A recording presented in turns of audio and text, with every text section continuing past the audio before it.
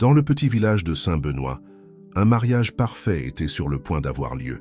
À l'autel, le marié cachait un secret que personne ne pouvait imaginer.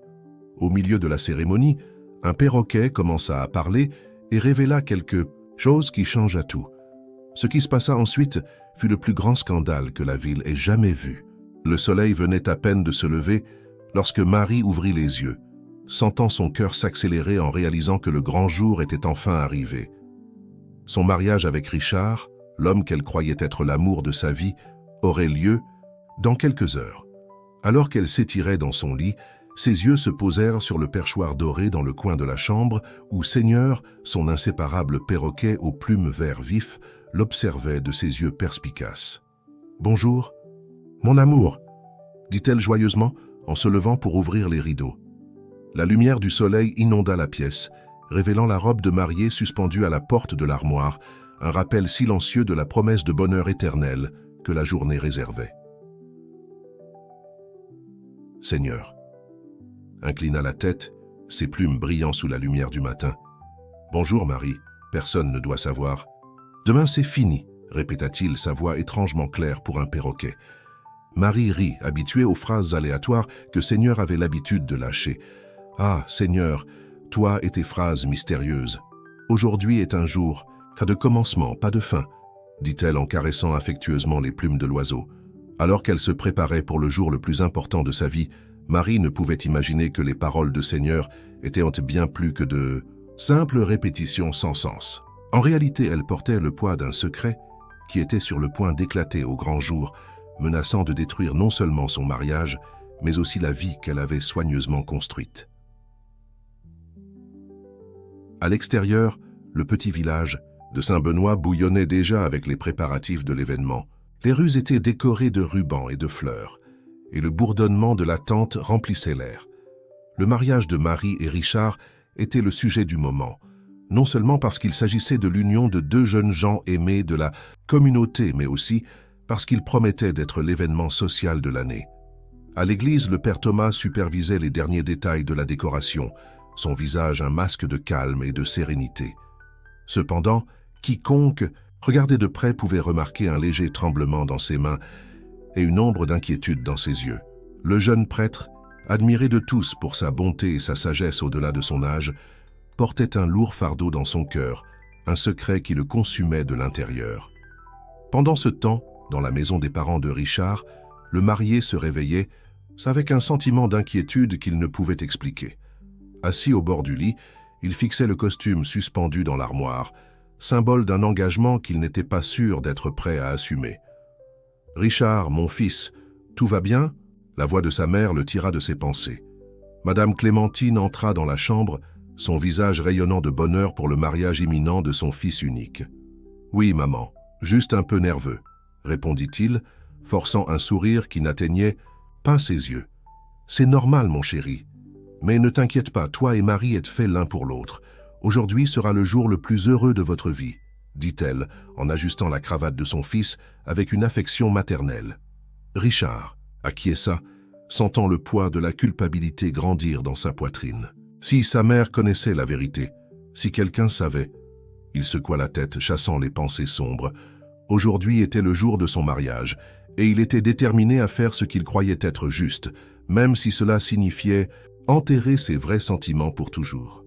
De retour chez Marie, la mariée était entourée de ses amis et de sa famille, toutes impatientes d'aider aux derniers préparatifs. La chambre, autrefois un sanctuaire de calme, bouillonnait maintenant d'activité. Coiffeur, maquilleur et la couturière responsable des derniers ajustements de la robe se déplaçaient dans une danse chaotique mais harmonieuse. Au milieu de toute cette agitation, Seigneur restait sur son perchoir, ses yeux attentifs, suivant chaque mouvement.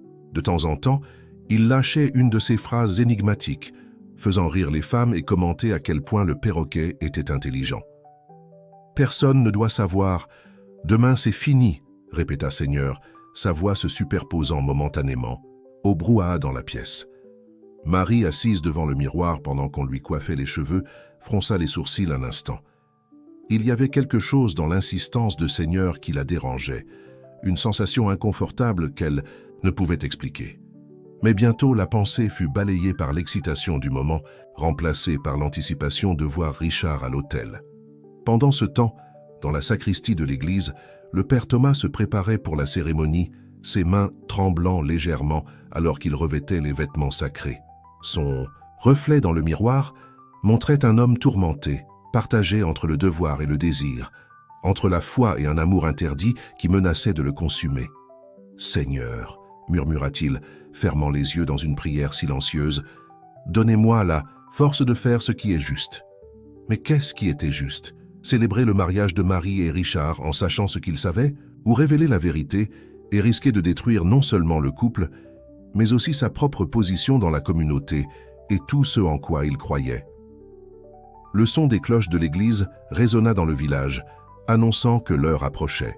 Chez Marie, la mariée donnait les dernières retouches à son apparence, son cœur battant la chamade avec un mélange d'émotions, bonheur, anxiété et une pointe d'appréhension qu'elle ne pouvait expliquer. « Il est l'heure. »« Ma chérie, » dit sa mère, entrant dans la chambre les larmes aux yeux. « Tu es absolument magnifique. » Marie sourit, essayant de chasser la sensation de malaise qui la poursuivait. C'était le jour dont elle avait toujours rêvé, le début de sa vie aux côtés de l'homme qu'elle aimait. Rien ne pouvait mal se passer, n'est-ce pas? Avant de quitter la chambre, elle jeta un dernier regard à Seigneur. Le perroquet la regarda en retour, inclinant la tête comme s'il voulait dire quelque chose de plus. Pendant un moment, Marie hésita, comme si elle s'attendait à ce que l'oiseau révèle un secret crucial. « Personne ne doit savoir », répéta doucement Seigneur, sa voix presque un murmure. Marie secoua la tête, riant de sa propre bêtise. Ce n'était qu'un perroquet, après tout. Que pouvait-il savoir qu'elle ne savait pas? Avec un dernier soupir pour calmer ses nerfs, elle sortit de la chambre prête à affronter son destin. Le voile couvrait son visage, mais ne pouvait cacher l'éclat d'espoir dans ses yeux. Elle était sur le point de devenir Madame Richard, Alves, et rien au monde ne pouvait gâcher ce moment. Ou du moins, c'est ce qu'elle pensait. À l'église, les invités occupaient déjà les bancs, murmurant avec excitation sur la beauté de la décoration et spéculant sur l'apparence de la mariée. Richard se tenait debout à l'autel, apparemment calme, mais à l'intérieur c'était un tourbillon d'émotions conflictuelles.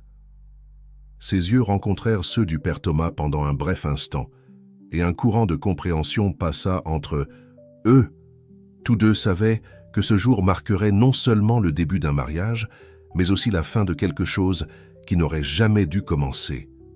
L'orgue commença à jouer la marche nuptiale, et tous les présents se levèrent, se tournant vers l'entrée de l'église.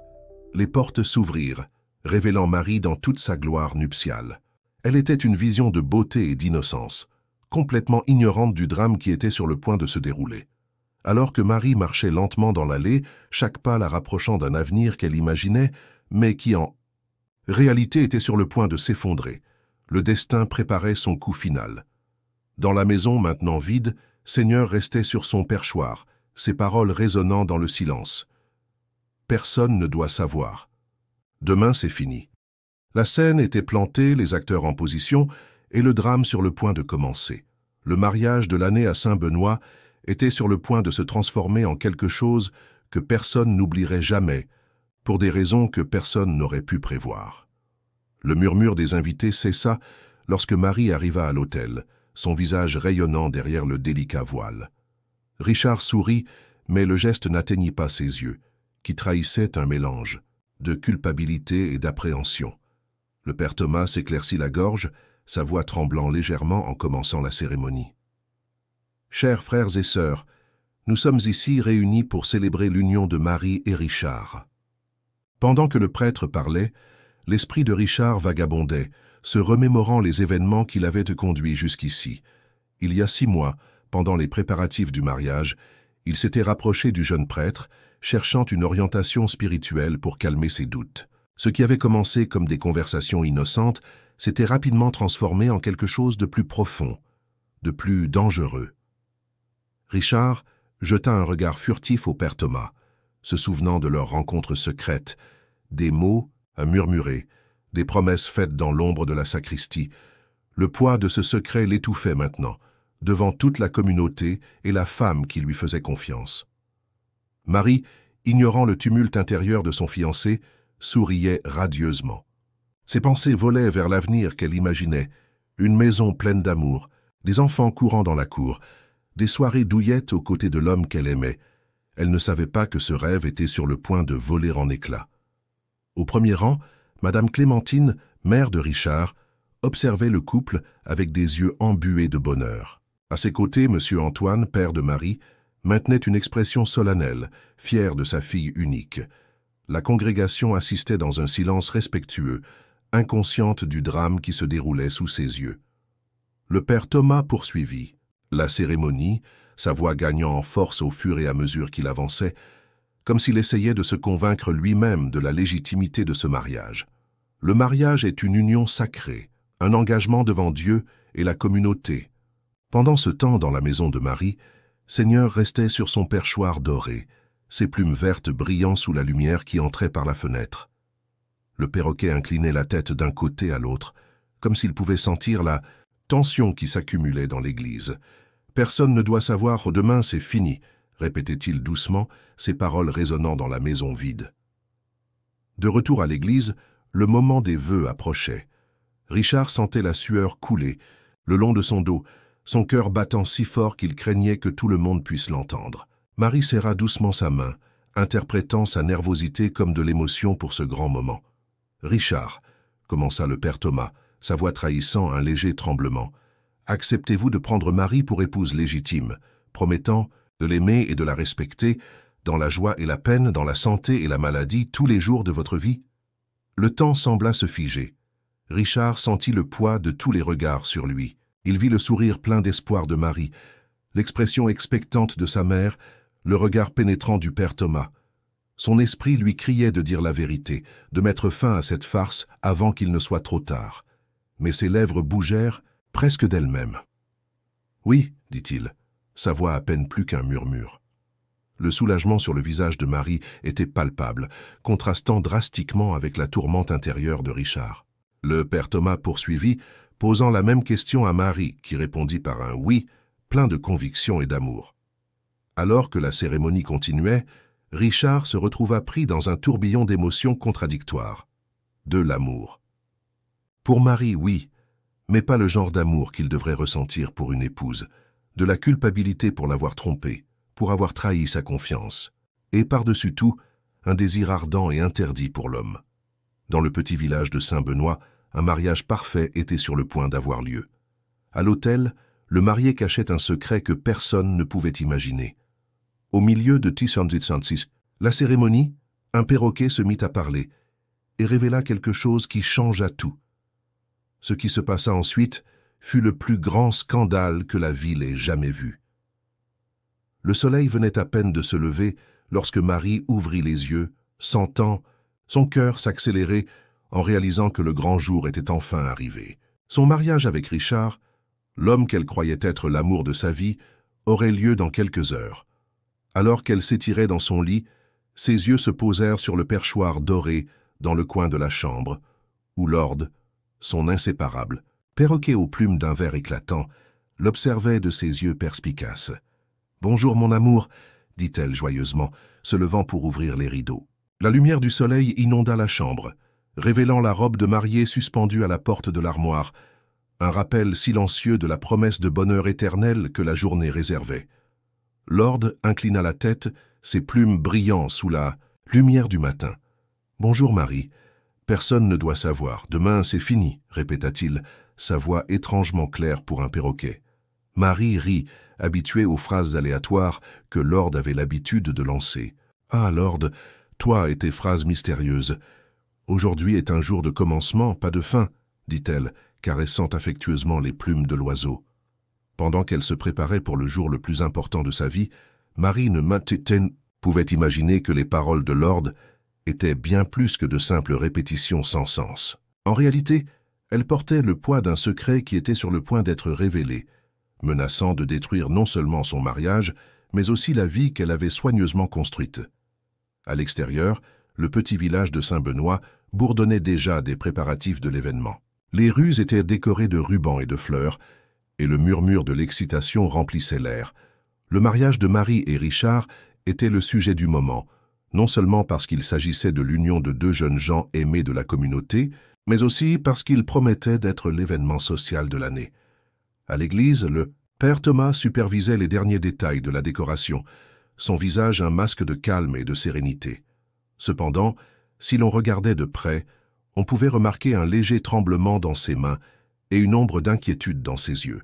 Le jeune prêtre, admiré de tous pour sa bonté et sa sagesse au-delà de son âge, portait un lourd fardeau dans son cœur, un secret qui le consumait de l'intérieur. Pendant ce temps, dans la maison des parents de Richard, le marié se réveillait avec un sentiment d'inquiétude qu'il ne pouvait expliquer. Assis au bord du lit, il fixait le costume suspendu dans l'armoire, symbole d'un engagement qu'il n'était pas sûr d'être prêt à prendre. « Richard, mon fils, tout va bien ?» La voix de sa mère le tira de ses pensées. Madame Durand entra dans la chambre, son visage rayonnant de bonheur pour le mariage imminent de son fils unique. « Oui, maman, juste un peu nerveux, » répondit-il, forçant un sourire qui n'atteignait pas ses yeux. « C'est normal, mon chéri, mais ne t'inquiète pas, toi et Marie êtes faits l'un pour l'autre. Aujourd'hui sera le jour le plus heureux de votre vie, » dit-elle, ajustant la cravate de son fils avec une tendresse maternelle. Richard acquiesça, sentant le poids de la culpabilité grandir dans sa poitrine. Si sa mère connaissait la vérité, si quelqu'un savait, il secoua la tête, chassant les pensées sombres. Aujourd'hui était le jour de son mariage, et il était déterminé à faire ce qu'il croyait être juste, même si cela signifiait enterrer ses véritables sentiments pour toujours. De retour à la maison de Marie, la mariée était entourée de ses amis et de sa famille, toutes impatientes d'aider aux derniers préparatifs. La chambre, auparavant un sanctuaire de calme, bouillonnait maintenant d'activité. Coiffeur, maquilleur et la couturière responsable des derniers ajustements de la robe se déplaçaient dans une danse chaotique, mais harmonieuse. Au milieu de toute cette agitation, Lord restait sur son perchoir, ses yeux attentifs, suivant chaque mouvement. De temps en temps, il lâchait une de ces phrases énigmatiques, faisant rire les femmes et commenter à quel point le perroquet était intelligent. « Personne ne doit savoir. Demain, c'est fini, » répéta Lord, sa voix se superposant momentanément au bourdonnement de la pièce. Marie, assise devant le miroir pendant qu'on lui coiffait les cheveux, fronça les sourcils un instant. Il y avait quelque chose dans l'insistance de Lord qui la dérangeait, une sensation inconfortable qu'elle ne pouvait expliquer. Mais bientôt, la pensée fut balayée par l'excitation du moment, remplacée par l'anticipation de voir Richard à l'autel. Pendant ce temps, dans la sacristie de l'église, le père Thomas se préparait pour la cérémonie, ses mains tremblant légèrement alors qu'il revêtait les ornements sacrés. Son reflet dans le miroir montrait un homme tourmenté, partagé entre le devoir et le désir, entre la foi et un amour interdit qui menaçait de le consumer. « Seigneur, » murmura-t-il, fermant les yeux dans une prière silencieuse, « donnez-moi la force de faire ce qui est juste. » Mais qu'est-ce qui était juste? Célébrer le mariage de Marie et Richard, sachant ce qu'ils savaient? Ou révéler la vérité et risquer de détruire non seulement le couple, mais aussi sa propre position dans la communauté et tout ce en quoi il croyait? Le son des cloches de l'église résonna dans le village, annonçant que l'heure approchait. Dans la maison de Marie, la mariée donnait les dernières retouches à son apparence, son cœur battant la chamade avec un mélange d'émotions, bonheur, anxiété et une pointe d'appréhension qu'elle ne pouvait expliquer. « Il est temps. Ma chérie, » dit sa mère entrant dans la chambre les larmes aux yeux. « Tu es absolument radieuse. » Marie sourit, essayant de chasser la sensation de malaise qui la poursuivait. C'était le jour dont elle avait toujours rêvé, le début de sa vie aux côtés de l'homme qu'elle aimait. Rien ne pouvait mal se passer, n'est-ce pas? Avant de quitter la chambre, elle jeta un dernier regard à Lord. Le perroquet la regarda en retour, inclinant la tête, comme s'il voulait dire quelque chose de plus. Pendant un moment, Marie hésita, comme si elle attendait que l'oiseau révèle un secret crucial. « Personne ne doit savoir », répéta doucement Lord, sa voix presque un murmure. Marie secoua la tête, riant de sa propre bêtise. Ce n'était qu'un perroquet, après tout. Que pouvait-il savoir qu'elle ne savait pas? Avec un dernier soupir pour calmer ses nerfs, elle sortit de la chambre, prête à affronter son destin. Le voile couvrait son visage mais ne pouvait cacher l'éclat d'espoir dans ses yeux. Elle était sur le point de devenir Madame Richard Dupont, et rien au monde ne pouvait gâcher ce moment, ou du moins c'est ce qu'elle pensait. À l'église, les invités occupaient déjà les bancs, murmurant avec excitation sur la beauté de la décoration et spéculant sur l'apparence de la mariée. Richard se tenait debout à l'autel, apparemment calme, mais intérieurement, c'était un tourbillon d'émotions contradictoires. Ses yeux rencontrèrent ceux du père Thomas pendant un bref instant, et un courant de compréhension passa entre eux. Tous deux savaient que ce jour marquerait non seulement le début d'un mariage, mais aussi la fin de quelque chose qui n'aurait jamais dû commencer. L'orgue commença à jouer la marche nuptiale, et tous les présents se levèrent, se tournant vers l'entrée de l'église. Les portes s'ouvrirent, révélant Marie dans toute sa gloire nuptiale. Elle était une vision de beauté et d'innocence, complètement ignorante du drame qui était sur le point de se dérouler. Alors que Marie marchait lentement dans l'allée, chaque pas la rapprochant d'un avenir qu'elle imaginait, mais qui en réalité était sur le point de s'effondrer, le destin préparait son coup final. Dans la maison maintenant vide, Lord restait sur son perchoir, ses paroles résonnant dans le silence. « Personne ne doit savoir. Demain, c'est fini. » La scène était dressée, les acteurs en position, et le drame sur le point de commencer. Le mariage de l'année à Saint-Benoît était sur le point de se transformer en quelque chose que personne n'oublierait jamais, pour des raisons que personne n'aurait pu prévoir. Le murmure des invités cessa lorsque Marie arriva à l'autel, son visage radieux derrière le voile délicat. Richard sourit, mais le geste n'atteignit pas ses yeux, qui trahissaient un mélange de culpabilité et d'appréhension. Le père Thomas s'éclaircit la gorge, sa voix tremblant légèrement en commençant la cérémonie. « Chers frères et sœurs, nous sommes ici réunis pour célébrer l'union de Marie et Richard. » Pendant que le prêtre parlait, l'esprit de Richard vagabondait, se remémorant les événements qui l'avaient conduit jusqu'ici. Il y a 6 mois, pendant les préparatifs du mariage, il s'était rapproché du jeune prêtre, cherchant une orientation spirituelle pour apaiser ses doutes. Ce qui avait commencé comme des conversations innocentes s'était vite transformé en quelque chose de plus profond, de plus dangereux. Richard jeta un regard furtif au père Thomas, se souvenant de leur rencontre secrète, des mots chuchotés, des promesses faites dans l'ombre de la sacristie. Le poids de ce secret l'étouffait maintenant, devant toute la communauté et la femme qui lui faisait confiance. Marie, ignorante du tumulte intérieur de son fiancé, souriait radieusement. Ses pensées volaient vers l'avenir qu'elle imaginait. Une maison pleine d'amour, des enfants courant dans le jardin, des soirées douillettes aux côtés de l'homme qu'elle aimait. Elle ne savait pas que ce rêve était sur le point de voler. En éclat. Au premier rang, Madame Durand, la mère de Richard, observait le couple avec des yeux embués de bonheur. À ses côtés, Monsieur Leroux, le père de Marie, gardait une expression solennelle, fière de sa fille unique. La congrégation assistait dans un silence respectueux, inconsciente du drame qui se déroulait sous leurs yeux. Le père Thomas poursuivit la cérémonie, sa voix gagnant en force au fur et à mesure qu'il avançait, comme s'il essayait de se convaincre lui-même de la légitimité de ce mariage.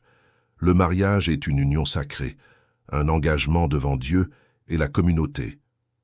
Pendant ce temps, dans la maison de Marie, Lord restait sur son perchoir doré, ses plumes vertes brillant sous la lumière qui entrait par la fenêtre. Le perroquet inclinait la tête d'un côté et de l'autre, comme s'il pouvait sentir la tension qui s'accumulait dans l'église. « Personne ne doit savoir. Demain, c'est fini », répétait-il doucement, ses paroles résonnant dans la maison vide. De retour à l'église, le moment des vœux approchait. Richard sentait la sueur couler le long de son dos, son cœur battant si fort qu'il craignait que tout le monde puisse l'entendre. Marie serra doucement sa main, interprétant sa nervosité comme de l'émotion pour ce grand moment. « Richard, » commença le père Thomas, sa voix trahissant un léger tremblement, « acceptez-vous de prendre Marie pour épouse légitime, promettant de l'aimer et de la respecter, dans la joie et dans la peine, dans la santé et dans la maladie, tous les jours de votre vie ?» Le temps sembla se figer. Richard sentit le poids de tous les regards sur lui. Il vit le sourire plein d'espoir de Marie, l'expression expectative de sa mère, le regard pénétrant du père Thomas. Son esprit lui criait de dire la vérité, de mettre fin à cette farce avant qu'il ne soit trop tard. Mais ses lèvres bougèrent, presque d'elle-même. « Oui, » dit-il, sa voix à peine plus qu'un murmure. Le soulagement sur le visage de Marie était palpable, contrastant drastiquement avec la tourmente intérieure de Richard. Le père Thomas poursuivit, posant la même question à Marie, qui répondit par un oui plein de conviction et d'amour. Alors que la cérémonie continuait, Richard se retrouva pris dans un tourbillon d'émotions contradictoires. De l'amour pour Marie, oui, mais pas le genre d'amour qu'il devrait ressentir pour une épouse. De la culpabilité pour l'avoir trompée, pour avoir trahi sa confiance. Et par-dessus tout, un désir ardent et interdit pour l'homme qui conduisait la cérémonie. Le père Thomas, quant à lui, luttait pour garder son sang-froid. Chaque mot qu'il prononçait était comme un coup de poignard dans son propre cœur. Il savait qu'il trahissait non seulement sa vocation, mais aussi la confiance de toute la communauté. Pourtant, il ne pouvait s'empêcher de jeter des regards furtifs à Richard, se remémorant les moments intimes qu'ils avaient partagés. L'échange des alliances fut un moment particulièrement douloureux.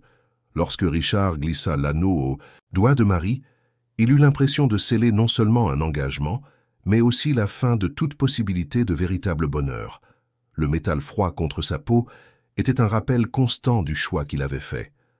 Marie, de son côté, était radieuse. Chaque moment de la cérémonie était la réalisation d'un rêve d'enfance.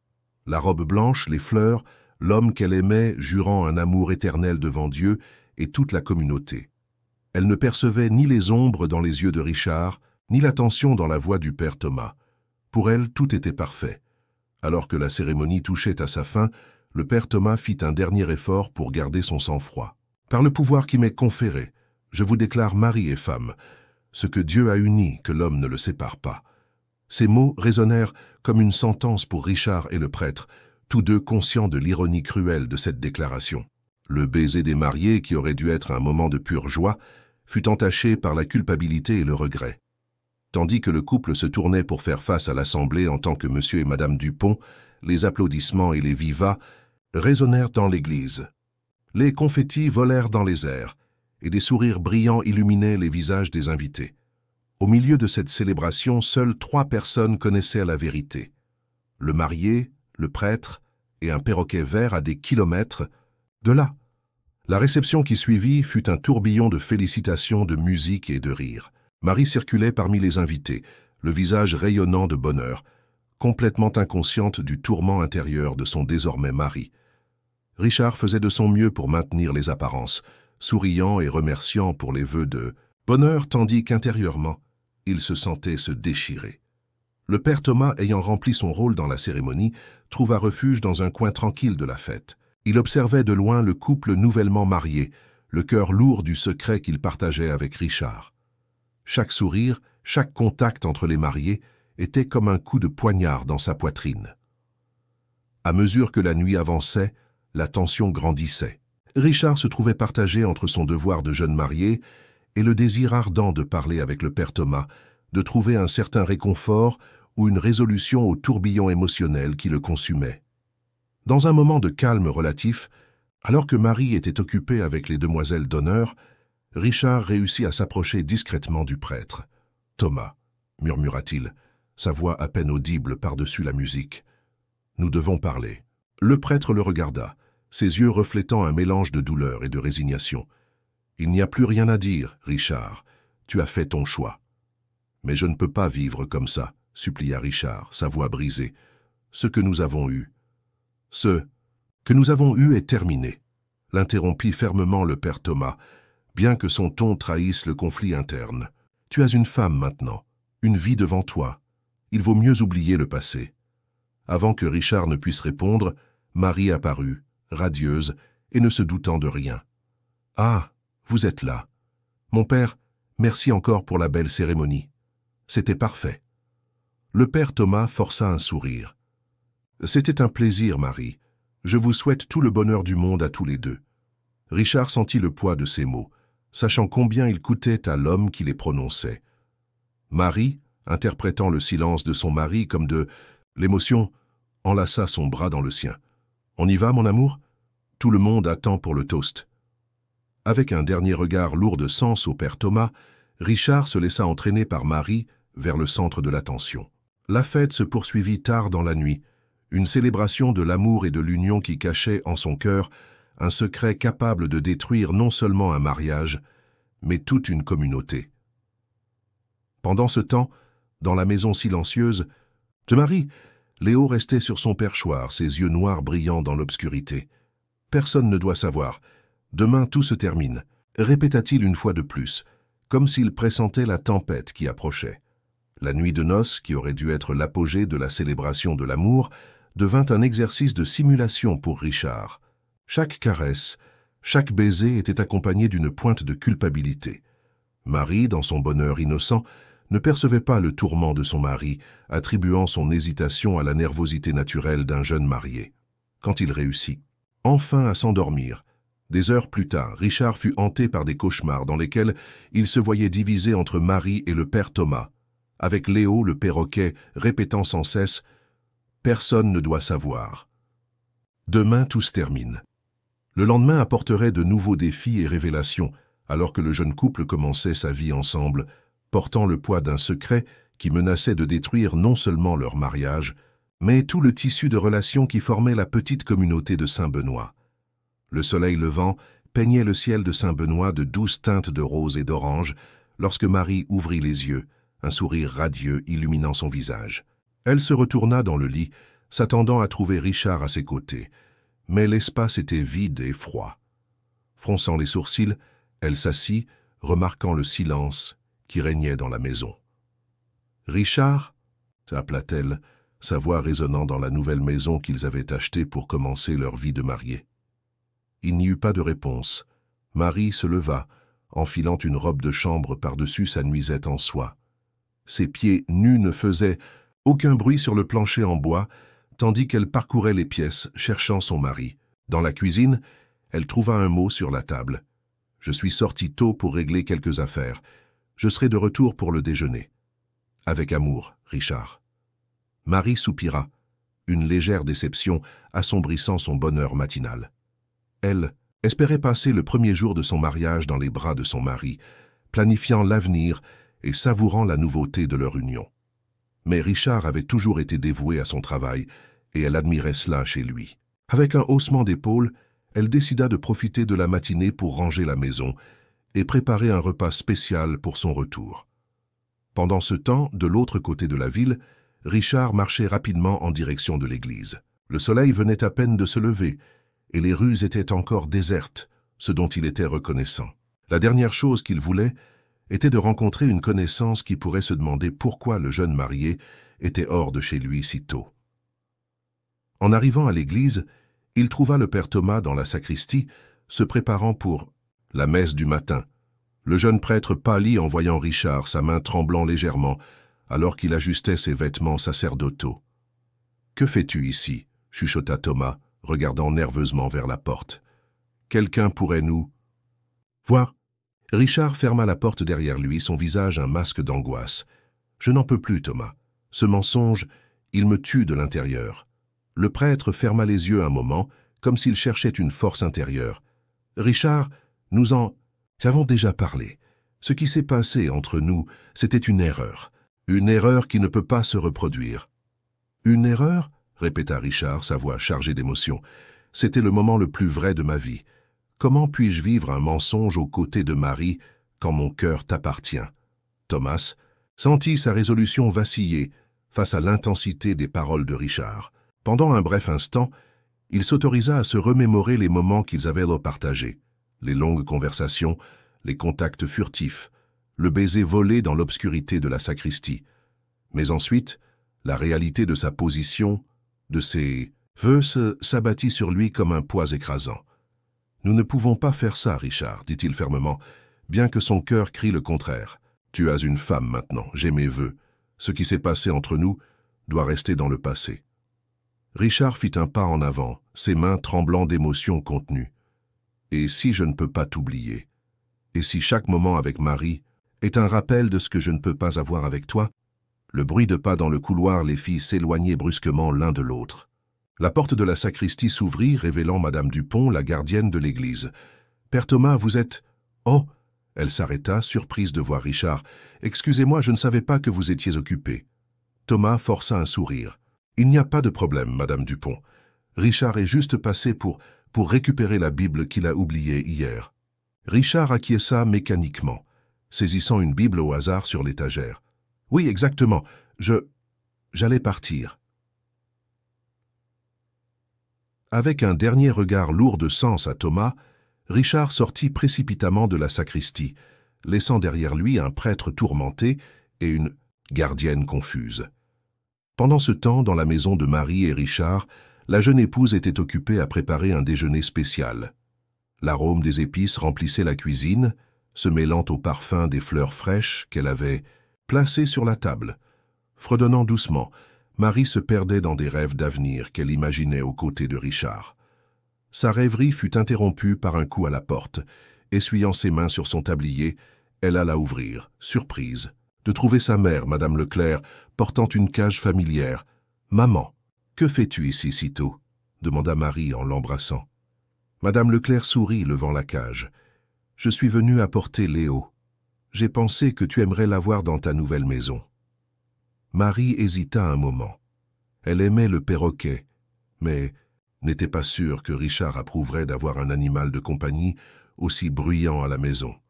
Cependant, l'idée d'avoir un petit morceau de son ancien foyer ici était trop tentante pour refuser.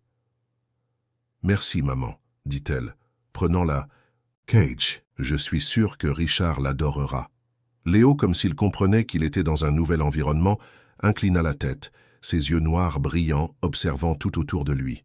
« Personne ne doit savoir, » murmura-t-il, faisant rire Marie. « Ah, il en est encore à cette phrase ?» demanda Madame Leclerc en entrant dans la maison. « Je pensais qu'il aurait appris quelque chose de nouveau pour le mariage. » Marie haussa les épaules, plaçant la cage dans un coin du salon. « Tu sais comme il est têtu, mais ça ne me dérange pas, ça fait partie de son charme. » Les deux femmes s'assirent dans la cuisine, discutant avec animation du mariage et des projets d'avenir. Marie parlait avec enthousiasme de son impatience à fonder une famille avec Richard, complètement ignorante du tourment que son mari traversait en ce moment même. De l'autre côté de la ville, Richard marchait sans but, son esprit un tourbillon d'émotions contradictoires. Le poids de la Bible dans ses mains semblait se moquer de lui, un rappel constant de ses péchés et de la vie qu'il avait choisi de vivre. Il savait qu'il devrait rentrer chez lui auprès de Marie, mais chaque pas dans cette direction semblait l'éloigner davantage de lui-même. Lorsqu'il arriva enfin chez lui, des heures plus tard, il trouva Marie dans la cuisine, donnant les dernières touches au déjeuner. Elle se tourna vers lui avec un sourire radieux qui se transforma rapidement en inquiétude en voyant son expression abattue. « Richard, tout va bien ? Tu as l'air pâle, » dit-elle en s'approchant pour toucher son visage. Il se força à sourire, bien que le geste n'atteigne pas ses yeux. « Je vais bien, juste un peu fatigué. Quelle est cette merveilleuse odeur ?» Marie commença à parler avec animation du déjeuner qu'elle avait préparé, mais Richard l'écoutait à peine. Ses yeux s'étaient posés sur la cage dans le coin du salon, où Léo les observait avec une intensité troublante. « Que fait le perroquet ici ?» demanda-t-il, interrompant Marie. « Oh, ma mère l'a apporté. J'ai pensé que ce serait bien d'avoir un petit bout de mon ancien foyer ici avec nous, » répondit-elle hésitante. « Ça ne te dérange pas, n'est-ce pas ?» Richard était sur le point de protester quand Léon parla. « Personne ne doit savoir, demain c'est fini. » Le sang de Richard se glaça dans ses veines. Ces mots, si innocents venant d'un perroquet, portaient le poids de son secret. Pendant un moment terrifiant, il se demanda si l'oiseau savait d'une manière ou d'une autre, s'il pouvait d'une manière ou d'une autre tout révéler. « Richard ?» La voix de Marie le ramena à la réalité. « Tu es sûr que ça va ? On dirait que tu as vu un fantôme. » Il força un rire, bien qu'il sonnât faux même à ses propres oreilles. « Je vais très bien, juste surpris par le perroquet. Mais bien sûr, il peut rester. Si ça te rend heureuse, ça me rend heureux aussi. » Marie sourit, soulagée, et se pencha pour l'embrasser. Richard rendit le baiser mécaniquement, son esprit encore fixé sur les paroles de Léon et sa rencontre avec Thomas plus tôt. Alors qu'il s'asseyait pour déjeuner, le jeune marié se retrouva pris entre deux mondes, celui de la vie qu'il avait choisie avec Marie, pleine d'attentes et de promesses d'un avenir heureux, et le monde secret qu'il partageait avec Thomas, remplie de passion interdite et de culpabilité, corrosive. Léon, depuis son perchoir, observait tout avec ses yeux perspicaces, comme s'il était le seul gardien de la vérité dans cette maison, construite sur des mensonges et des secrets. Sa voix brisait occasionnellement le silence, répétant les mots qui hantaient maintenant Richard. « Personne ne doit savoir. Demain, c'est fini. » Et ainsi, le premier jour de la vie maritale de Marie et Richard touchait à sa fin, marqué par des espoirs non dits, des secrets enfouis et le poids écrasant du silence. La nuit tombait sur Saint-Benoît, apportant avec elle la promesse de plus de jours comme celui-ci, des jours où la vérité luttait pour émerger, contenue seulement par la mince barrière de la peur et des conventions sociales. Les semaines qui suivirent le mariage de Marie et Richard furent un étrange mélange de bonheur apparent et de tensions sous-jacentes. Pour le monde extérieur, ils étaient le couple parfait, jeune, beau et amoureux. Marie se jeta à corps perdu dans son rôle d'épouse dévouée, transformant la nouvelle maison en un foyer accueillant et planifiant un avenir radieux pour eux deux. Richard, quant à lui, vivait dans un état constant de conflit intérieur. Pendant la journée, il s'efforçait d'être le mari attentionné que Marie méritait. La nuit, il était tourmenté par des rêves dans lesquels le père Thomas l'appelait, sa voix résonnant dans les ombres de la sacristie. Un dimanche matin, alors qu'ils se préparaient pour la messe, Marie remarqua la nervosité de son mari. « Tout va bien, mon amour ?» demanda-t-elle, ajustant la cravate de Richard. « Tu sembles tendu. » Richard força un sourire. « Je vais bien, juste un peu fatigué. Le travail, tu sais comment c'est. » Marie acquiesça, compréhensive. « Tu as vraiment beaucoup travaillé dernièrement. Que dirais-tu de prendre des vacances? On pourrait aller à la plage, rien que tous les deux. » L'idée de se retrouver seul avec Marie, loin des tentations et des complications de Saint-Benoît, était tentante.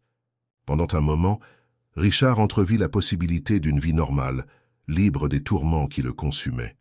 « Ce serait formidable, » répondit-il, l'embrassant doucement. « Organisons ça. » Lorsqu'ils arrivèrent à l'église, Richard sentit son cœur s'accélérer en voyant le père Thomas à l'autel. Le jeune prêtre semblait pâle et fatigué, comme s'il portait lui aussi le poids de leurs secrets. Pendant le sermon, les yeux de Richard ne pouvaient se détacher de Thomas. Chaque mot, chaque geste du prêtre semblait chargé d'un sens caché. À côté de lui, Marie écoutait attentivement, complètement ignorante de la tempête émotionnelle qui se déchaînait à quelques centimètres d'elle. Après la messe, alors que les fidèles se saluaient sur le parvis de l'église, Richard trouva l'occasion de s'approcher de Thomas. « Mon père, » dit-il doucement, « nous devons parler. » Thomas le regarda avec un mélange de peur et de désir. « Richard, s'il vous plaît, pas ici, pas maintenant. »« Alors quand ?» insista Richard, sa voix contenant à peine l'émotion. « Je ne peux pas continuer comme ça. » Avant que Thomas ne puisse répondre, Marie les rejoignit, souriant radieusement. « Père Thomas, quel merveilleux sermon aujourd'hui !» s'exclama-t-elle. « Vous avez vraiment le don de toucher le cœur des gens. » Thomas força un sourire, évitant de regarder directement Richard. « Merci Marie, c'est très gentil à vous de dire cela. » Richard observa l'interaction entre sa femme et l'homme qu'il aimait secrètement, se sentant déchiré entre deux mondes qui ne pourraient jamais coexister. De retour à la maison, Marie s'occupa de préparer le déjeuner dominical, tandis que Richard se retira dans le bureau, prétextant avoir du travail à faire. En réalité, il avait besoin d'un moment seul pour organiser ses pensées tumultueuses. Assis à son bureau, ses yeux se posèrent sur la cage de Léon, qui avait été temporairement déplacé dans le bureau pendant un nettoyage. « Personne ne doit savoir, » murmura le perroquet, comme s'il lisait dans les pensées de Richard. « Tais-toi » siffla Richard, effrayé par sa propre réaction exagérée à un simple oiseau.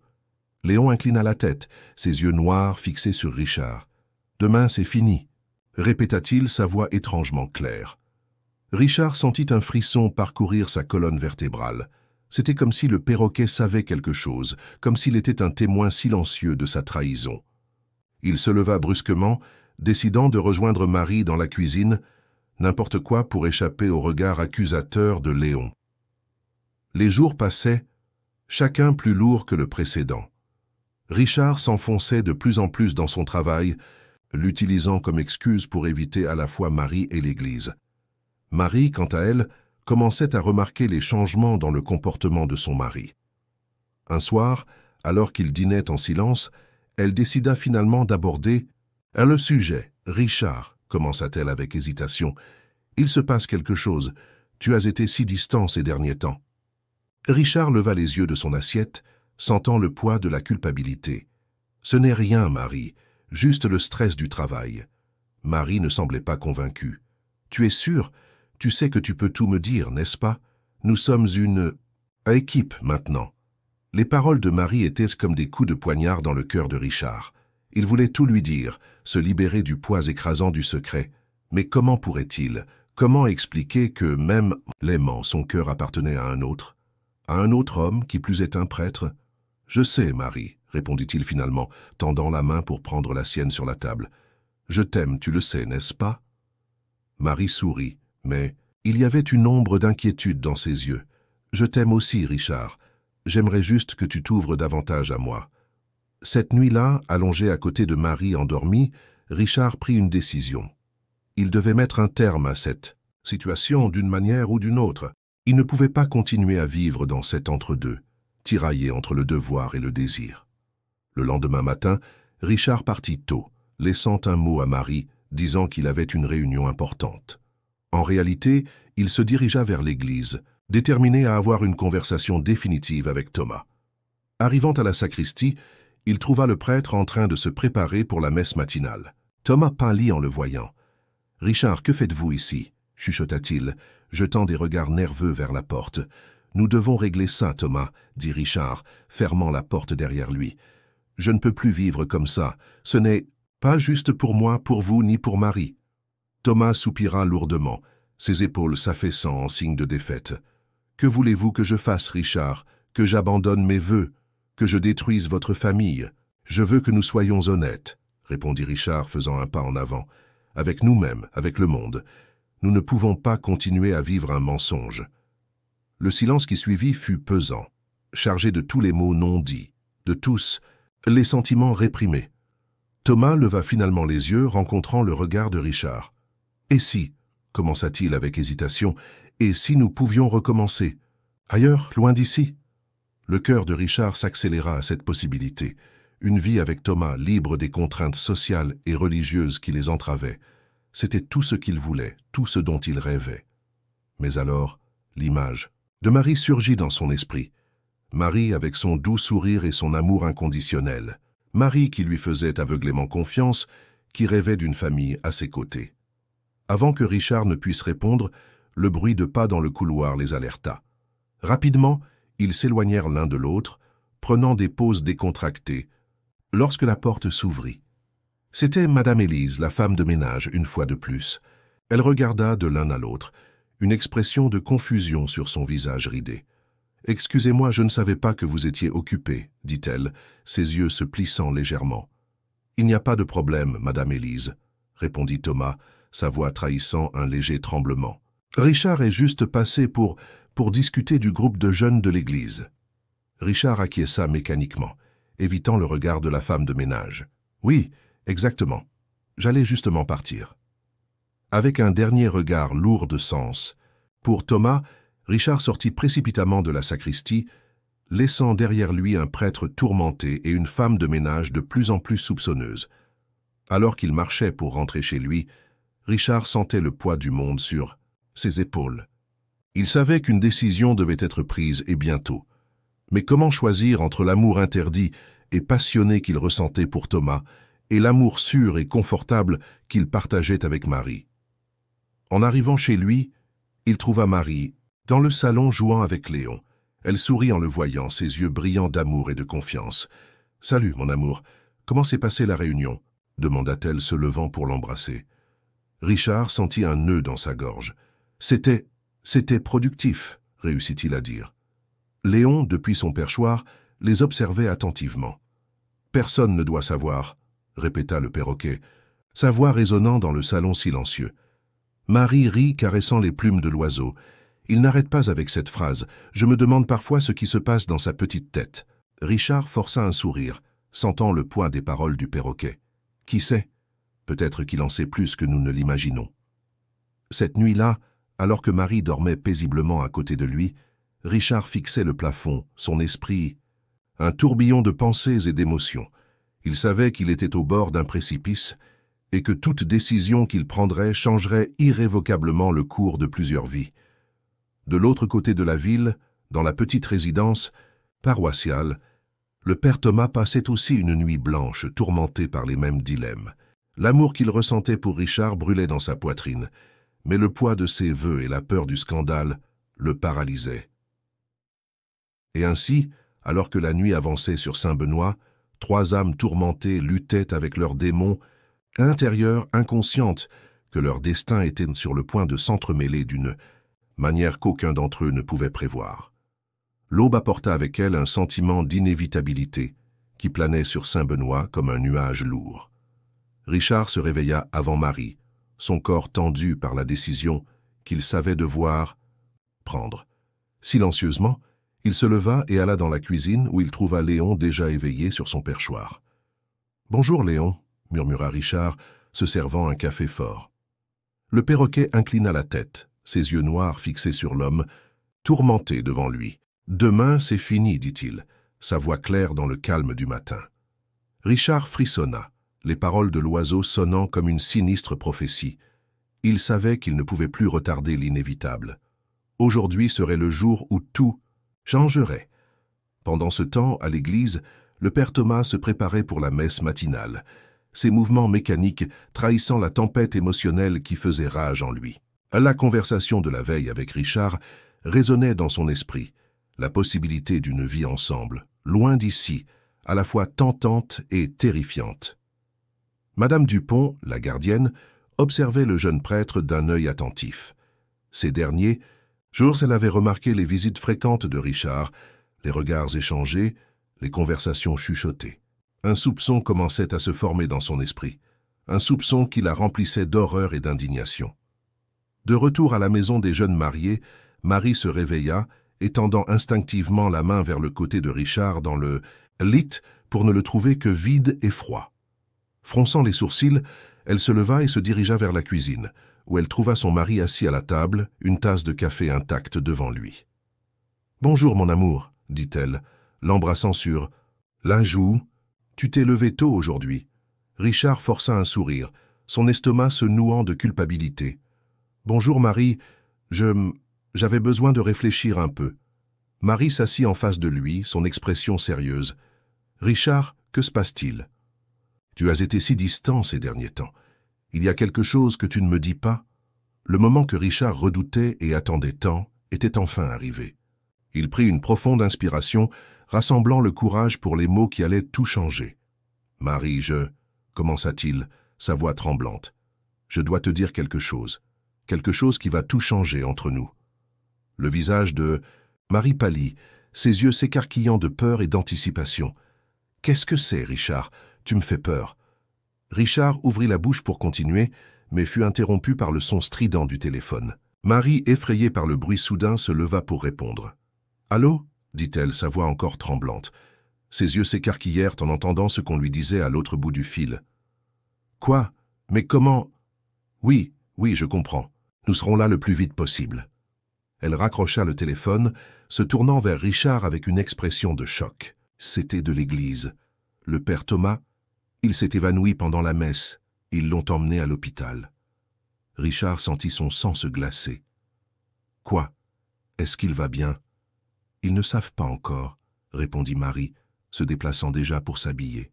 « Viens, nous devons aller à l'hôpital. » Le secret de Richard fut momentanément oublié dans la précipitation qui suivit. En quelques minutes, ils étaient dans la voiture, se dirigeant vers l'hôpital local. Richard serrait le volant si fort que ses jointures étaient blanches, son esprit en proie à un tourbillon d'inquiétude et de culpabilité. À l'hôpital, ils trouvèrent la salle d'attente pleine de paroissiens inquiets. Madame Dupont était là, son visage masquant une inquiétude et quelque chose d'autre. Du soupçon ? « Que s'est-il passé exactement ?» demanda Marie à l'un des diacres présents. « C'était pendant l'homélie, » expliqua-t-il. Le père Thomas semblait nerveux, distrait. Soudain, il s'est simplement effondré. Les médecins sont avec lui maintenant. Richard se sentait nauséeux. Est-ce que la pression, le stress de leur secret partagé avait été trop pour Thomas? Il ne pouvait s'empêcher de se sentir responsable. Les heures s'étirèrent, tendues et silencieuses. Marie alternait entre réconforter les paroissiens inquiets et lancer des regards interrogateurs à Richard, n'oubliant clairement pas la conversation interrompue plus tôt. Finalement, un médecin apparut, son visage sérieux, mais pas alarmé. « Le père Thomas est stable », annonça-t-il. « Il semble que ce soit un cas d'épuisement extrême, possiblement exacerbé par un stress émotionnel. Il a besoin de repos et, probablement, d'un suivi psychologique. » Un soupir collectif de soulagement parcourut la salle. Richard sentit ses jambes faiblir et dut s'appuyer contre le mur pour ne pas tomber. « Pouvons-nous le voir ?» demanda quelqu'un. Le médecin secoua la tête. « Pas maintenant. Il a besoin de se reposer. Peut-être demain. S'il se sent mieux. » Lentement, les gens commencèrent à se disperser, murmurant des prières et des expressions d'inquiétude. Richard resta immobile, partagé entre le soulagement de savoir que Thomas allait bien et la terreur de ce qui pourrait arriver. Ensuite, Marie s'approcha de lui, touchant doucement son bras. « Rentrons à la maison, Richard. Tu as l'air épuisé. » Il acquiesça mécaniquement, se laissant guider hors de l'hôpital. Sur le chemin du retour, le silence dans la voiture était pesant, chargé de questions non posées et de vérités non dites. En arrivant à la maison, Marie brisa finalement le silence. « Richard, que voulais-tu me dire ce matin? Avant le coup de téléphone ?» Richard sentit son cœur s'accélérer. C'était maintenant. Il n'y avait plus moyen de repousser. Il regarda Marie, voyant l'amour et l'inquiétude dans ses yeux, et se sentit déchiré de l'intérieur. « Marie, commença-t-il, sa voix défaillante. « Je ne sais pas comment dire cela. » Marie prit ses mains, les serrant doucement. « Quoi que ce soit, Richard, nous pouvons y faire face ensemble. Nous sommes une équipe, tu te souviens ?» Richard ferma les yeux, rassemblant tout son courage. Quand il les rouvrit, il vit Léo les observer depuis son perchoir comme un témoin silencieux. « J'ai des sentiments pour quelqu'un d'autre, » dit-il finalement, les mots sortant comme un torrent. « Quelqu'un que je ne devrais pas, quelqu'un que je ne peux pas avoir. » Marie lâcha ses mains comme si elle l'avait brûlé. « Quoi? Qui? Depuis combien de temps ?» Richard sentit les larmes commencer à couler. « Depuis avant le mariage. Je pensais que je pourrais surmonter ça, qu'en t'épousant, tout irait bien. Mais ce n'est pas le cas. Je suis désolé, Marie. Je suis tellement désolé. » Marie s'éloigna, son visage un masque de douleur et de trahison. « Qui est-elle, Richard? Je la connais ?» Richard hésita, sachant que la prochaine révélation pourrait tout détruire. « Ce n'est pas elle, Marie. » La compréhension se répandit lentement sur le visage de Marie, ses yeux s'écarquillant sous le choc. « Non, ce n'est pas possible. Richard, s'il te plaît, dis-moi que ce n'est pas qui je pense. » À ce moment-là, comme pour confirmer les soupçons de Marie, Léo parla. « Personne ne doit savoir, père Thomas. » Le silence qui suivit fut assourdissant. Marie regarda du perroquet à Richard, son visage un mélange d'horreur et d'incrédulité. « Le père Thomas ?» murmura-t-elle, sa voix à peine audible. « Toi et le père Thomas ?» Richard acquiesça misérablement, incapable de trouver les mots pour expliquer, pour s'excuser, pour réparer ce qui avait été brisé. Marie chancela en arrière comme si elle avait reçu un coup de poing. « Sors, dit-elle, sa voix tremblante. « Sors de ma maison maintenant. »« Marie, s'il te plaît, laisse-moi t'expliquer, » supplia Richard, faisant un pas vers elle. « Sors, » cria Marie, des larmes coulant sur son visage. « Je ne veux plus rien entendre. Juste, va-t'en. » Le cœur lourd, Richard prit son portefeuille et les clés de la voiture. Il jeta un dernier regard à Marie, qui sanglotait maintenant sur le canapé, et à Léo, qui l'observait de ses yeux insondables. « Demain, c'est fini, » répéta le perroquet, ses paroles sonnant comme une sentence finale. Richard sortit dans la nuit, laissant derrière lui les débris de ce qui avait été autrefois son foyer heureux. Alors qu'il conduisait sans but dans les rues de Saint-Benoît, il se demandait comment les choses en étaient arrivées là, et ce que l'avenir réservait pour lui, pour Marie et pour Thomas. La journée qui avait commencé avec la promesse d'une résolution se terminait dans le chaos et le chagrin. Les révélations faites ne pouvaient être défaites, et les vies de tous les impliqués avaient été irrévocablement modifiées. Pendant ce temps, à l'hôpital, le père Thomas dormait d'un sommeil agité, ignorant le drame qui s'était déroulé, Et dans une petite maison au centre de Saint-Benoît, Madame Dupont passait un appel à l'évêque du diocèse, sa voix tremblant de la gravité des accusations qu'elle s'apprêtait à faire. La tempête qui se formait depuis si longtemps était enfin arrivée, et personne à Saint-Benoît ne sortirait indemne de sa fureur. Le soleil se leva sur Saint-Benoît, ses rayons dorés illuminant une ville qui avait radicalement changé pendant la nuit. L'air était chargé de tension, comme si la nature elle-même sentait que quelque chose de fondamental avait changé dans le tissu de la communauté. Dans la maison qu'elle partageait jusqu'à hier avec Richard, Marie se réveilla avec les yeux gonflés et la gorge sèche. Pendant un bref moment, elle espéra que tout n'avait été qu'un terrible cauchemar, mais le lit vide à côté d'elle et le silence oppressant de la maison confirmaient la douloureuse réalité. Elle se leva mécaniquement, se traînant jusqu'à la cuisine. Léo l'observait depuis son perchoir, inclinant la tête comme s'il essayait de comprendre la souffrance de sa maîtresse. « Bonjour Marie », dit le perroquet, sa voix étrangement douce. Marie regarda l'oiseau, ressentant un mélange de colère et de gratitude. C'était Léo, après tout, qui avait révélé la vérité que Richard hésitait à avouer. « Merci Léo », murmura-t-elle, tendant la main pour caresser les plumes vertes. « Au moins, toi, tu as été honnête avec moi. » De l'autre côté de la ville, Richard se réveillait, sur la banquette arrière de sa voiture, garée dans une ruelle sombre. Son corps lui faisait mal, et son esprit était embrumé par le manque de sommeil et le poids des décisions qu'il devait prendre. Il démarra la voiture, décidant d'aller à l'hôpital. Il devait voir Thomas, lui parler, découvrir ce qu'il allait faire maintenant que tout avait été révélé. À l'hôpital, le père Thomas se réveillait lentement, son esprit encore confus par les événements de la veille. La première chose qu'il vit fut le visage inquiet de Madame Dupont, assise à côté de son lit. « Mon père, » dit-elle, sa voix mêlant inquiétude et désapprobation. « Comment vous sentez-vous » Thomas essaya de s'asseoir, ressentant une vague de vertige. « Mieux, je crois. Que s'est-il passé » Madame Dupont hésita, ses yeux évitant les siens. « Vous vous êtes évanoui pendant la messe. Les médecins ont dit que c'était dû au stress. » Thomas hocha lentement la tête, se souvenant de la sensation de panique qui l'avait envahi à l'hôtel. Puis, comme un éclair, le souvenir de sa dernière conversation avec Richard le frappa. « Madame Dupont, » dit-il, sa voix urgente, « j'ai besoin de parler à Richard. Pouvez-vous l'appeler pour moi ?» L'expression de la gardienne se durcit. « Je ne pense pas que ce soit une bonne idée, mon père. En fait, il y a quelque chose que je dois vous dire. » À ce moment-là, la porte de la chambre s'ouvrit, révélant un homme grand et imposant, portant les vêtements caractéristiques d'un évêque. Derrière lui, 2 autres prêtres le suivaient avec des expressions sérieuses. « Père Thomas, » dit l'évêque, sa voix grave résonnant dans la petite chambre. « Nous avons beaucoup à discuter. » Thomas sentit son sang se glacer. Le regard de Madame Dupont, la présence de l'évêque, il savait à cet instant que son secret avait été découvert. Pendant ce temps, à l'accueil de l'hôpital, Richard arrivait, le cœur battant à l'idée de voir Thomas. Il s'approcha du comptoir, prêt à demander la chambre du prêtre, quand une main ferme toucha son épaule. En se retournant, il se retrouva face à face avec le père de Marie, M. Laurent. L'homme plus âgé le regardait avec un mélange de déception et de colère mal contenue. « Je pense qu'il vaut mieux que nous parlions dehors, Richard, » dit M. Laurent, sa voix indiquant clairement que ce n'était pas une demande. Le cœur, l'os, Richard suivit son beau-père hors de l'hôpital. Il savait que cette conversation serait difficile, mais c'était quelque chose qu'il ne pouvait plus éviter.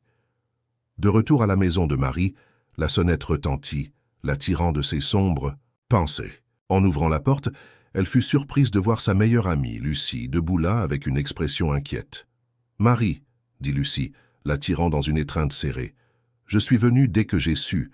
Comment vas-tu » Marie sentit les larmes. « Revenir avec force. Je ne sais pas, Lu, je ne sais plus rien. » Les 2 amis entrèrent et s'assirent sur le canapé. Lucie prit les mains de Marie dans les siennes, ses yeux pleins de compassion.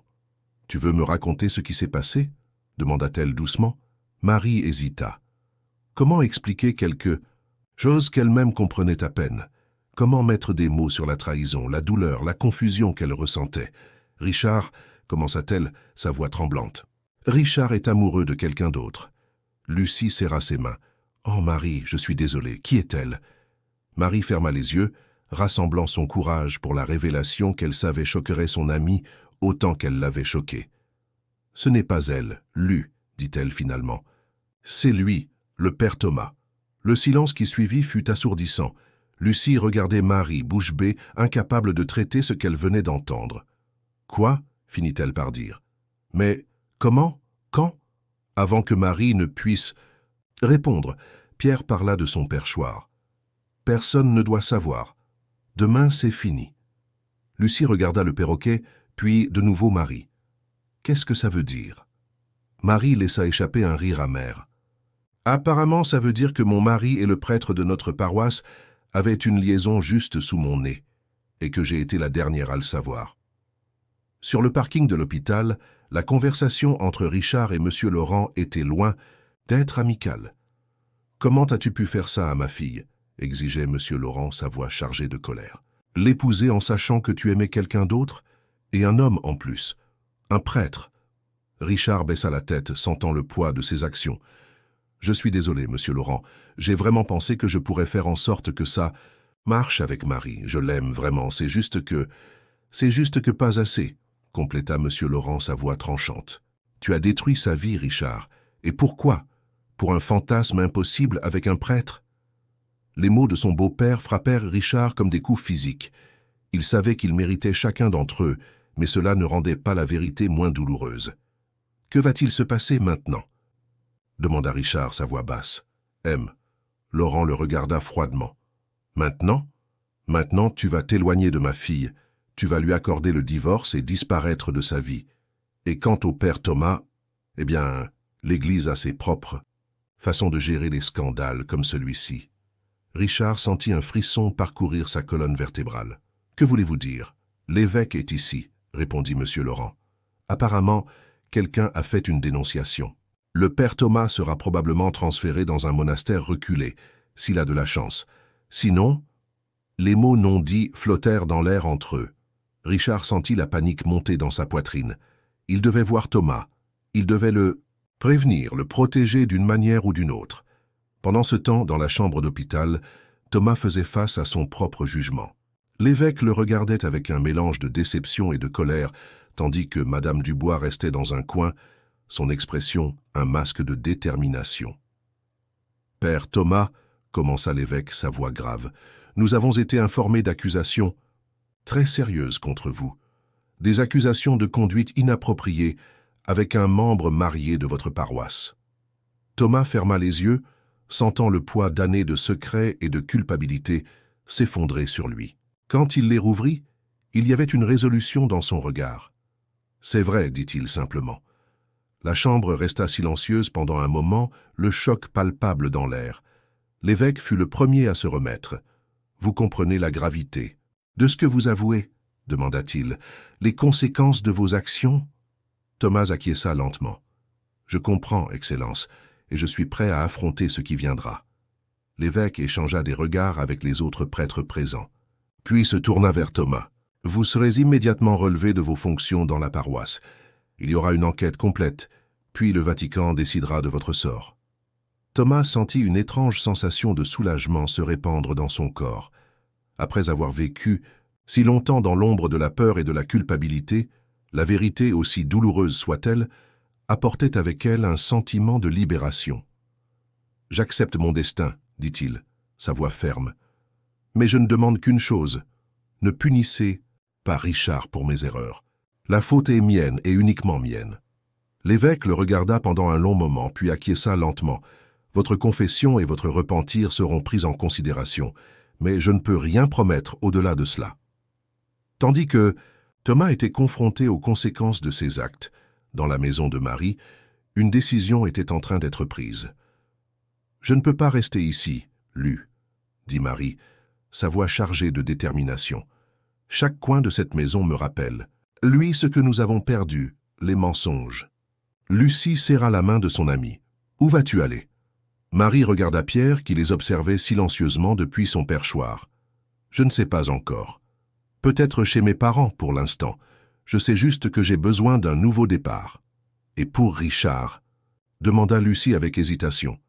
Marie sentit une vague d'émotions contradictoires la frapper. Colère, tristesse, confusion et, étonnamment, une pointe de compassion. « Je ne sais pas, » admit-elle. « Une partie de moi veut le détester pour ce qu'il a fait. Mais une autre partie comprend à quel point ça a dû être difficile pour lui. Vivre un mensonge, réprimer qui il est vraiment. » Lucie serra son amie dans ses bras. « Tu es incroyable, tu sais. Après tout ça, tu arrives encore à avoir de l'empathie. » Marie sourit tristement. « Je ne sais pas si c'est de l'empathie ou de la folie. Je sais juste que j'ai besoin de m'éloigner de tout ça pendant un moment. Découvrir qui je suis sans Richard, sans tout ce drame. » Les deux amis commencèrent à faire des plans, discutant où Marie pourrait aller, comment réorganiser. Ça y est. Pendant ce temps, Pierre les observait, lâchant occasionnellement sa phrase caractéristique. Personne ne doit savoir. Demain, c'est fini. Et en effet, alors que le soleil se couchait sur Saint-Benoît en cette journée tumultueuse, il était clair qu'un chapitre s'était terminé. Le lendemain que Pierre annonçait tant était finalement arrivé, apportant avec lui la fin des illusions, l'effondrement des façades soigneusement construites et le début d'un voyage incertain pour tous les impliqués. La petite ville, qui avait toujours semblé si immuable dans ses traditions et ses valeurs, se voyait maintenant forcée de faire face à des vérités inconfortables et à des questions difficiles.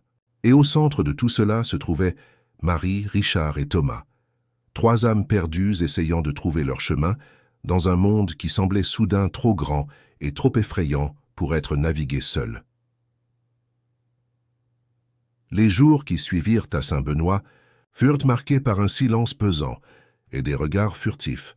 La nouvelle du scandale impliquant le père Thomas et Richard se répandit comme une traînée de poudre, alimentée par des chuchotements dans les marchés, des conversations murmurées au coin des rues et des spéculations effrénées sur les réseaux sociaux locaux. Marie, déterminée à échapper au tourbillon de commérages et de pitié, avait temporairement déménagé chez ses parents, à la périphérie de la ville.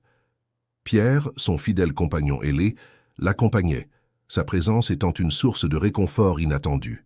Un matin particulièrement ensoleillé, Marie se trouvait dans le jardin de derrière, perdue dans ses pensées, quand Pierre se posa sur son épaule. « Personne ne doit savoir », murmura le perroquet, sa voix presque réconfortante dans sa familiarité. Marie sourit tristement, caressant les plumes vertes de l'oiseau. « Il n'y a plus de secret à cacher, Pierre. Tout le monde sait déjà. » Comme s'il comprenait le poids de ces mots, Pierre inclina la tête et dit quelque chose de nouveau. « Recommencer. » Marie regarda l'oiseau avec surprise. « Recommencer ? Oui, peut-être que tu as raison. Peut-être qu'il est temps de prendre un nouveau départ. » Pendant ce temps, de l'autre côté de la ville, Richard faisait face à ses propres batailles. Après des jours à errer sans but, il avait finalement trouvé le courage de retourner à l'appartement qu'il partageait avec Marie. L'endroit était exactement comme il l'avait laissé, un musée d'une vie qui semblait maintenant avoir appartenu à quelqu'un d'autre. Le cœur lourd, Richard commença à emballer ses affaires. Chaque objet apportait avec lui un souvenir, une promesse brisée, un avenir qui ne se réaliserait jamais. Quand il arriva aux photos du mariage, il ne put contenir les larmes qui menaçaient de couler depuis des jours. « Pardonne-moi, Marie », chuchota-t-il à l'image souriante de sa femme. « Je n'ai jamais voulu te faire de mal. » À ce moment-là, la sonnette retentit, le tirant de ses pensées mélancoliques. En ouvrant la porte, Richard fut surpris de voir Lucie, la meilleure amie de Marie, debout là avec une expression déterminée. « Lu, que fais-tu ici ?» demanda-t-il, confus. Lucie le regarda longuement avant de répondre. « Je suis venu chercher quelques affaires pour Marie, et je suis venu voir comment tu allais. » Richard cligna des yeux, surpris par cette inquiétude inattendue. « Moi ? Je pensais que tu me détestais. » Lucie soupira, entrant dans l'appartement. « Je voulais te détester, Richard. Crois-moi, ce serait beaucoup plus facile. Mais Marie m'a fait voir les choses d'une perspective différente. »« Comment ça ?» demanda Richard, s'asseyant lourdement sur le canapé. Lucie le rejoignit, choisissant soigneusement ses mots. Elle a dit que malgré la douleur qu'elle ressent, elle comprend à quel point ça a dû être difficile pour toi. Vivre un mensonge, nier qui tu es vraiment. Richard sentit les larmes revenir avec force. « Je n'ai jamais voulu lui faire de mal, Lu. Je l'aime vraiment, c'est juste que pas de la manière dont elle le mérite, compléta doucement Lucie. Richard acquiesça, incapable de parler. Lucie, les surprenant tous les deux, posa une main réconfortante sur son épaule. « Écoute, ce que tu as fait était mal. Mentir, te marier en sachant que tu aimais quelqu'un d'autre, ça a beaucoup blessé Marie. Mais nier qui tu es, vivre une vie qui n'est pas la tienne, ce n'est pas non plus la bonne chose à faire. » Richard leva les yeux vers Lucie, stupéfait par sa compréhension inattendue. « Je ne sais pas quoi faire maintenant, admit-il. J'ai tout gâché. » Lucie soupira. « Oui, tu as fait beaucoup de dégâts, mais peut-être que c'est aussi l'occasion de recommencer à zéro, d'être honnête avec toi-même et avec les autres. Et Thomas ?» demanda Richard, sa voix à peine audible. « Le père Thomas doit faire face à ses propres conséquences, » répondit Lucie. « Vous avez tous les deux des choix difficiles à faire. » Pendant ce temps, à l'hôpital, Thomas était assis seul dans sa chambre, contemplant l'avenir incertain qui l'attendait. L'évêque était parti, laissant derrière lui un silence lourd de jugement et de déception. Un coup léger à la porte le tira de ses pensées. C'était Madame Dubois, là, femme de ménage de l'église, qui entrait avec hésitation. « Père Thomas, dit-elle doucement, je sais que ce n'est peut-être pas le bon moment, mais je voulais vous parler. » Thomas lui fit signe d'entrer, se préparant à plus de reproches. Mais à sa grande surprise, Madame Dubois s'assit à côté de son lit, ses yeux remplis non pas de jugement, mais de compassion. « Je voulais juste vous dire, commença-t-elle, que malgré tout ce qui s'est passé, vous avez été un bon prêtre pour notre communauté. Vous avez aidé beaucoup de gens, moi y compris. » Thomas sentit les larmes lui monter aux yeux. « Merci, Madame Dubois, mais j'ai trahi la confiance de tout le monde. » Elle prit sa main dans la sienne. « Nous sommes tous humains, Père. Nous faisons tous des erreurs. Ce qui compte, c'est comment nous les gérons et ce que nous en apprenons. » Ces mots simples touchèrent Thomas plus profondément qu'il ne l'aurait cru possible. Pour la première fois depuis que le scandale avait éclaté, il sentit une lueur d'espoir. De retour chez ses parents, Marie essayait de se concentrer sur son travail, mais ses pensées ne cessèrent de revenir à Richard et à Thomas. Pierre, perché sur le dossier de sa chaise, semblait sentir son agitation. « Recommencer » répéta-t-il, comme pour lui rappeler sa décision. Marie sourit faiblement à l'oiseau. « Tu as raison, Pierre. Il est temps d'aller de l'avant. » Elle prit son téléphone et, après un moment d'hésitation, composa le numéro de son avocat. Il était temps de commencer les procédures de divorce. À l'autre bout de la ville, Richard finissait d'emballer ses affaires.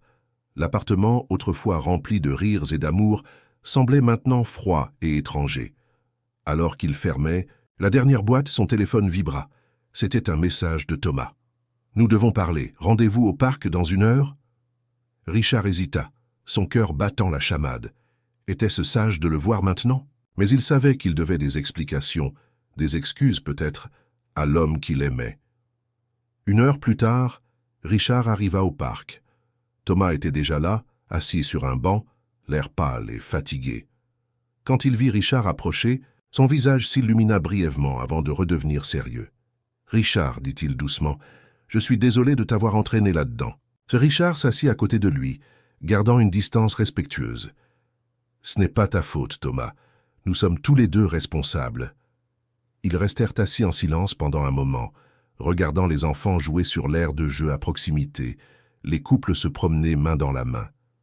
Une vie normale qui semblait maintenant hors de portée pour eux. « Qu'allons-nous faire maintenant ?» demanda finalement Richard. Thomas soupira profondément. « Je ne sais pas.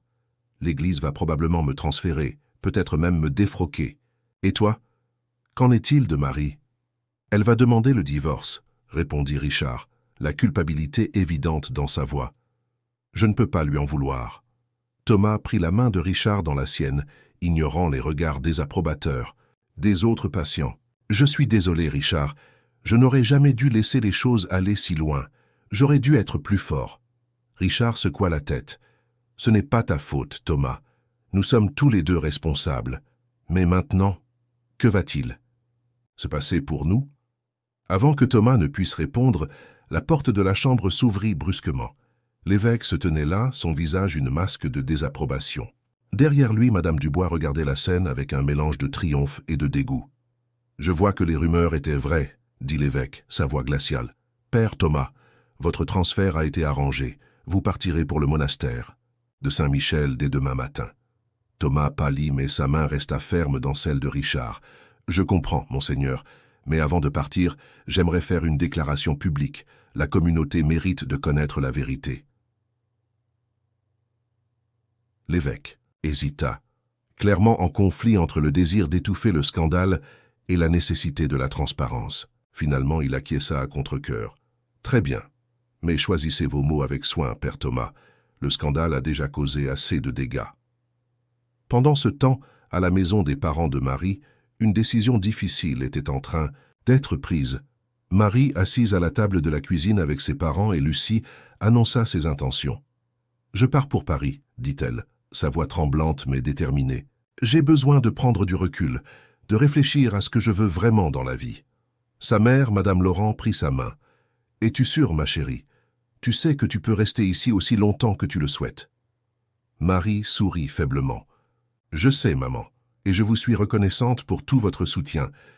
Mais je dois faire ça pour moi. J'ai besoin de me retrouver, loin de tout ça. » Laurent acquiesça, gravement. « Nous comprenons, ma fille. Sache que nous serons toujours là pour toi, quoi que tu décides. » Lucie, les larmes aux yeux, serra son amie dans ses bras. « Tu vas tellement me manquer, Marie. Promets-moi que tu m'appelleras souvent. »« Je te le promets, » répondit Marie, retournant l'étreinte. Pierre, qui observait la scène depuis son perchoir, lâcha soudain. « Recommencer. Nouveau départ. » Tout le monde se tourna vers le perroquet, surpris. Marie rit doucement pour la première thé. « Fois depuis des jours. Tu vois? Même Pierre pense que c'est une bonne idée. » Le lendemain matin, la petite église de Saint-Benoît était pleine à craquer. La nouvelle s'était répandue comme une traînée de poudre. Le père Thomas allait faire une déclaration publique avant son départ. Richard était assis au fond, le cœur battant la chamade. Il ne savait pas ce que Thomas allait dire, mais il savait que ce moment changerait tout. Le père Thomas monta en chair, son visage pâle, mais résolu. Il balaya du regard l'assemblée, s'arrêtant brièvement sur Richard avant de commencer à parler. « Mes chers paroissiens, » commença-t-il, sa voix tremblant légèrement, « je suis ici aujourd'hui pour vous dire la vérité, une vérité que j'aurais dû partager il y a longtemps. » Un murmure parcourut l'assemblée. Thomas prit une profonde inspiration avant de continuer. « J'ai failli à mes devoirs en tant que prêtre et en tant qu'homme. J'ai permis à mes sentiments personnels d'interférer avec mes responsabilités envers cette communauté et envers Dieu.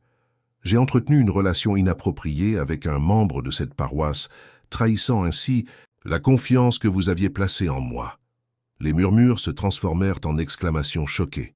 Certains paroissiens jetèrent des regards accusateurs vers Richard, qui baissa la tête, les joues brûlantes de honte. « Je ne cherche pas à excuser mes actions, » poursuivit Thomas. « Je les regrette profondément et j'accepte pleinement les conséquences.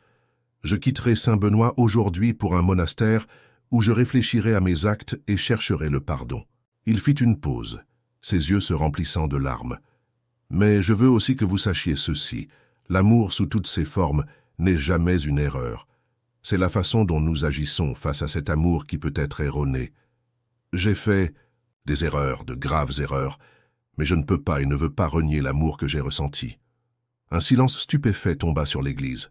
Thomas regarda directement Richard, ses yeux pleins d'émotions non dites. « À la personne que j'ai aimée, je dis ceci. Trouve le courage d'être qui tu es vraiment. Ne vis pas dans le mensonge comme je l'ai fait pendant si longtemps. Et à ceux que nos actions ont blessés, je demande humblement pardon. » Avec ces mots, Thomas descendit de la chaire. L'assemblée resta silencieuse pendant un long moment, puis explosa en un mélange de cris indignés, de pleurs et de conversations animées. Richard se leva, les jambes tremblantes. Il voulait aller vers Thomas, lui parler une dernière fois, mais la foule se pressait autour du prêtre, certains pour l'accuser, d'autres pour le soutenir. Impuissant, Richard regarda Thomas être escorté hors de l'église par l'évêque et deux autres prêtres. Juste avant de franchir la porte, Thomas se retourna une dernière fois, cherchant Richard du regard. Leurs yeux se croisèrent pendant un bref instant, chargés de tout ce qui aurait pu être et de tout ce qui ne serait jamais. Puis Thomas disparut, laissant derrière lui une communauté en émoi et un homme au cœur brisé. Dans les jours qui suivirent, Saint-Benoît fut en effervescence. Les conversations ne tournaient qu'autour du scandale, chacun y allant de son opinion et de ses jugements. Richard devint un paria, évité par la plupart des habitants qui le considéraient comme le responsable de la chute du père Thomas. Marie, fidèle à sa décision, partit pour Paris. Le matin de son départ, elle se rendit à l'appartement qu'elle avait partagé avec Richard pour récupérer les dernières affaires qu'elle voulait emporter. Elle fut surprise de le trouver là, assis sur le canapé, l'air abattu. « Marie, dit-il en se levant brusquement, je ne savais pas que tu viendrais. » Elle le regarda longuement, notant les cernes sous ses yeux et son air défait. Malgré la douleur qu'il lui avait causée, elle ne put s'empêcher de ressentir une pointe de compassion. « Je pars pour Paris, » dit-elle doucement. « J'ai besoin de prendre un nouveau départ. » Richard hocha la tête, les yeux brillants de larmes contenues. « Je comprends. Je suis désolé, Marie, pour tout. » Marie soupira, s'approchant de lui. « Je sais, Richard. Je ne peux pas dire que je te pardonne, pas encore. Mais je comprends mieux maintenant. J'espère que tu trouveras le bonheur, vraiment. » Elle hésita un moment, puis ajouta « Et j'espère que tu trouveras le courage d'être qui tu es vraiment, comme... » Elle a dit le père Thomas. Richard la regarda, surpris par sa gentillesse. « Merci, Marie. Tu es une bien meilleure personne que je ne le mérite. » Ils restèrent silencieux un moment, puis Marie commença à rassembler ses affaires. Quand elle a eu fini, elle se tourna une dernière fois vers Richard. « Prends soin de toi, Richard, dit-elle, et prends soin de Pierre aussi. Je pense qu'il t'aidera à traverser ça. » Comme pour confirmer ses paroles, Pierre, qui était resté silencieux jusque-là, lâcha soudain. Recommencer. Nouveau départ. Marie rit doucement, caressant une dernière fois les plumes du perroquet. Puis, avec un dernier regard à Richard, elle quitta l'appartement, fermant définitivement ce chapitre de sa vie. Richard resta seul, regardant la porte fermée. Il se tourna vers Pierre qui l'observait de son perchoir. « Eh bien, mon vieux, dit-il à l'oiseau, on dirait que c'est juste toi et moi maintenant. »« Personne ne doit savoir. Demain, c'est fini, » répondit Pierre. Richard sourit tristement. « Tu as raison, Pierre. Le secret est fini et demain est un nouveau jour. » Dans les mois qui suivirent, la vie à Saint-Benoît reprit lentement son cours. Un nouveau prêtre fut nommé à la paroisse, et peu à peu, le scandale commença à s'estomper dans les mémoires, remplacé par de nouveaux potins et préoccupations. Marie s'installa à Paris, trouvant un travail dans une maison d'édition et commençant à reconstruire sa vie. Elle resta en contact avec Lucie et ses parents, mais évita soigneusement toute nouvelle de Richard ou de Saint-Benoît. Richard, quant à lui, lutta pour trouver sa place dans une communauté qui le regardait toujours avec suspicion. Il envisagea de déménager, de recommencer ailleurs, mais quelque chose le retenait à Saint-Benoît. Peut-être l'espoir que Thomas reviendrait un jour, ou peut-être simplement la volonté de faire face à ses erreurs et de les surmonter. Thomas, dans son monastère isolé, passa des mois en prière et en réflexion. Il écrivit de longues lettres à Richard, des lettres qu'il ne lui envoya jamais, déversant sur le papier tout l'amour et la douleur qu'il ressentait.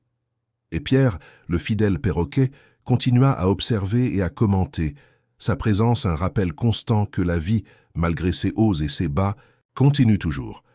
Un an après le scandale, lors d'une chaude journée d'été, Richard se promenait dans le parc de Saint-Benoît quand il aperçut une silhouette familière assise sur un banc. Son cœur fit un bond dans sa poitrine quand il reconnut Thomas. Il s'approcha lentement, incertain de l'accueil qu'il recevrait. Thomas leva les yeux, un mélange d'émotions passant sur son visage. « Richard, dit-il doucement, je pensais bien que je te trouverais ici. »« Thomas, répondit Richard s'asseyant à côté de lui. « Tu es revenu. » Ils restèrent silencieux un moment, regardant les enfants jouer dans le parc, les couples se promener main dans la main. « J'ai beaucoup réfléchi, dit finalement Thomas.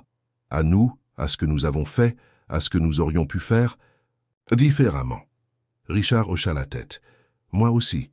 Pas un jour n'est passé sans que je ne pense à toi, à nous. » Thomas se tourna vers lui, ses yeux brillants d'une émotion contenue. « Je ne peux pas revenir en arrière, Richard. Je ne peux pas redevenir prêtre, pas après tout ça. Mais je peux aller de l'avant. Nous le pouvons, si tu le veux. » Richard sentit son cœur s'accélérer. « Que veux-tu dire ?»« Je veux dire que je t'aime toujours, » répondit Thomas. et que, si tu es prêt, je voudrais essayer de construire quelque chose avec toi, ouvertement, honnêtement cette fois. » Richard prit la main de Thomas dans la sienne, ignorant les regards, curieux des passants. « Je t'aime aussi, Thomas, et oui, je suis prêt, plus que prêt. » Ils se levèrent, main dans la main, prêts à affronter ensemble ce que l'avenir leur réservait. Alors qu'ils quittèrent le parc, un perroquet vert vola au-dessus d'eux, sa voix claire résonnant dans l'air d'été. Recommencer, nouveau. Départ. Et c'est ainsi que, dans la petite ville de Saint-Benoît, une nouvelle histoire d'amour commença, née des cendres d'un scandale, mais porteuse d'espoir et de promesses d'un avenir meilleur. Fin de l'histoire.